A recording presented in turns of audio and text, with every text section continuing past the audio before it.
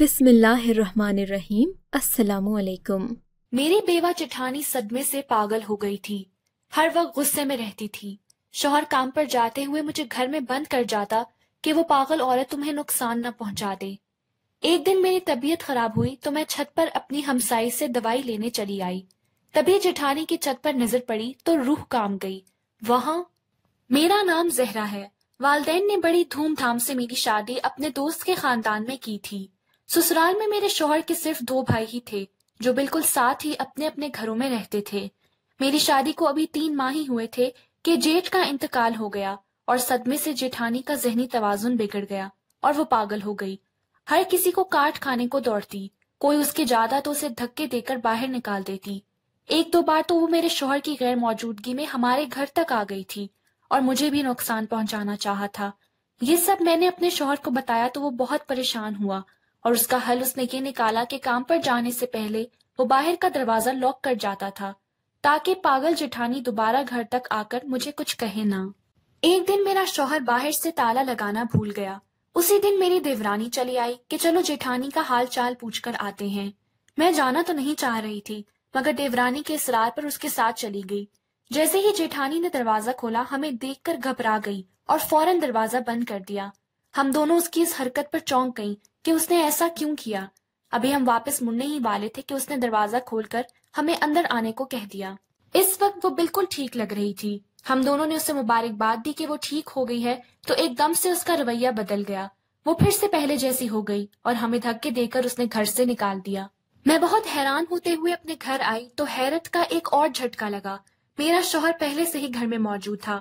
کہنے لگا میں نے منع کیا تھا اس عورت سے دور رہو، تم پھر بھی اس سے ملنے چلی گئی۔ میں نے پوچھا آپ کو کیسے پتا میں کہاں گئی تھی؟ میں نے تو آپ کو بھی بتایا ہی نہیں۔ وہ میری بات سن کر کہنے لگا میں آج جلدی گھر آ گیا تھا تو تمہیں جاتے ہوئے دیکھا تھا۔ اگلے دن میں نے اس سے کہا کہ اب بھابھی کی طبیعت ٹھیک ہے، مجھے لاک کر کے نہ جاؤ، مگر وہ نہ مانا اور مجھے پھر لاک کر گیا۔ اسی دن میری طبیعت خراب ہو گئی، پیٹ میں بری طرح درد ہونے لگا۔ میں باہر بھی نہیں جا سکتی تھی، دروازہ تو وہ باہر سے بند کر گیا تھا اور موبائل میں بیلنس نہیں تھا۔ میں درد سے ہلکان ہو رہی تھی، اسی لیے چھت پر چلی آئی کہ ساتھ والی ہمسائی کو آواز دے کر درد کی گولی مانگ لیتی ہوں۔ جیسے ہی نظر جٹھانی کی چھت پر پڑی تو روح کام گئی۔ وہاں مجھے کوئی نظر آیا تھا جو مجھے دیکھتے ہی جلدی سے نیچے چلا گیا۔ میں حیران ہوئی کہ جٹھانی تو اکیلی رہتی ہے، پھر یہ کون؟ میرے پیٹ میں درد ہو رہا تھا ورنہ میں پتہ کرتی کہ کون تھا وہ۔ میں نیچے آ کر دوائی کھا کر لیٹ گئی۔ میں مسلسل سوچ رہی تھی کہ یہ سب کیا چکر ہے، مجھے معلوم کرنا چاہیے۔ رات کو میرا شوہر کام سے آیا تو میں نے اسے یہ سب بتایا تو اس نے مجھے جھڑک دیا کہ میں فضول میں الزام نہ لگاؤں، مگر میرے دل میں شک پیدا ہو چکا تھا۔ اگلے 2-3 دن میں چھت پر جاتی رہی کہ دیکھوں تو صحیح کون جاتا ہے اس بیوہ جٹھانی کے گھر، مگر 4 دن مسلسل نگرانی کے باوجود مجھے کوئی سراغ نہ ملا۔ اب تو میں بھی شاید سوچنے پر مجبور ہو جاتی کہ شاید مجھے ہی کوئی غلط فہمی ہوئی ہے اگر اس دن میں اپنے کپڑے جٹھانی کی چھت پر پڑے نہ دیکھ لیتی۔ میرے قدموں تلے سے زمین نکل گئی کہ میرے کپڑے وہاں کیا کر رہے ہیں، اڑ کر تو نہیں جا سکتے تھے۔ وہ میرا نیا اور قیمتی سوٹ تھا جو میں نے ایک بار بھی نہیں پہنا تھا اور گھر میں ہی گم ہو گیا تھا، لیکن وہ یہاں کیسے پہنچا؟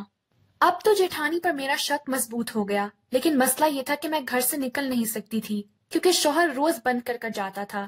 ایک دن جب شوہر کام پر جانے لگا تو میں نے چپکے سے اس کی جیب سے چابی نکال لی اور دوپہر کے وقت چھت سے اپنی ہمسائی کو چابی دی کہ آ کر میرا دروازہ کھولے۔ میں اور وہ مل کر جٹھانی کے گھر چلے گئے۔ اس نے دروازہ کھٹکھٹایا۔ جیسے ہی جٹھانی نے تھوڑا سا دروازہ کھولا ہم دونوں زبردستی اندر چلے گئے اور میری روح کام گئی جب میں نے اپنے شوہر کو وہاں دیکھا۔ وہ دونوں گھبرا گئے اور میرا شوہر کہنے لگا ہم نے شادی کر لی ہے، ہم شروع سے ہی ایک دوسرے کو پسند کرتے تھے، مگر اس کی شادی میرے بڑے بھائی سے ہو گئی اور میری تم سے۔ جب بڑے بھائی کا انتقال ہوا تو مجھے موقع مل گیا کہ میں اپنی پرانی محبت کو پالوں، اس لیے ہم نے شادی کر لی۔ یہ پاگل پن کا ڈرامہ کرتی تھی تاکہ کوئی یہاں نہ آئے، اور میں تمہیں اس لیے لاک کر جاتا تھا تاکہ تمہیں کچھ پتہ نہ چلے۔ بہت جلد میں تمہیں طلاق دینے والا تھا۔ یہ سب سن کر میری جان نکل گئی تھی۔ ابھی تو صرف 1 سال ہوا تھا میری شادی کو اور اتنا بڑا دھوکہ مل گیا۔ میں روتے ہوئے اپنے گھر واپس چلی گئی اور خلا لے لی۔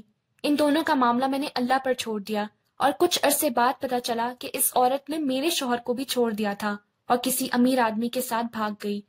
اب وہ روز مجھ سے معافی مانگنے آتا تھا۔ جس دن میری دوسری شادی ہوئی میں نے اسے معاف کر دیا کیونکہ میں اب اپنے دوسرے شوہر کے ساتھ بے انتہا خوش تھی۔ آپ کو اگر یہ کہانی اچھی لگی ہے تو اس ویڈیو کو لائک کیجیے اور اس طرح کی مزید کہانیاں سننے کے لیے ہمارے چینل کو ضرور سبسکرائب کیجیے۔ کہانی سننے کا شکریہ۔